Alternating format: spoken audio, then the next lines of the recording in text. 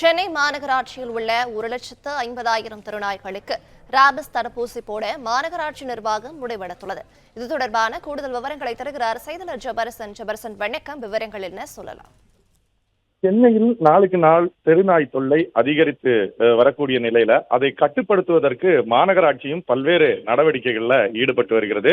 அதில் ஒரு கட்டமாக தற்போது தெருநாய்களுக்கு தடுப்பூசிகளை போடுவதற்கு மாநகராட்சி திட்டமிட்டிருக்கிறது. அதன்படி முதல் கட்டமாக ஒவ்வொரு மண்டலத்திற்கும் தேர்ந்தெடுக்கப்பட்டு அந்த மண்டலத்திற்கு நாள் ஒன்றிற்கு 3,000 நாய்களுக்கு தடுப்பூசி போடுவதென திட்டமிடப்பட்டிருக்கிறது. ஒட்டுமொத்தமாக உள்ள 1.80 லட்சம் தெருநாய்கள்ல 80% நாய்களுக்கு இதை 60 முதல் 50 நாட்கள்ல இந்த தடுப்பூசியை போடுவதற்கு திட்டமிட்டிருக்கக்கூடிய அதிகாரிகள் தெருநாய்களுக்கு ஆன்டி ரேபிஸ் மற்றும் ஒட்டுண்ணி மருந்துகளை செலுத்துவதற்கு திட்டமிட்டிருக்கிறார்கள். அதே போல ஒரு நாய்க்கு ஒரு தடவை அந்த மருந்தை செலுத்த வேண்டும் என்பதற்காக நாய்களுக்கு மை வைக்கக்கூடிய பணியிலையும் அதிகாரிகள் ஈடுபட உள்ளனர்.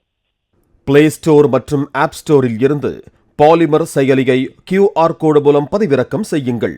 செய்திகளை உடனுக்குடன் பெறுங்கள்.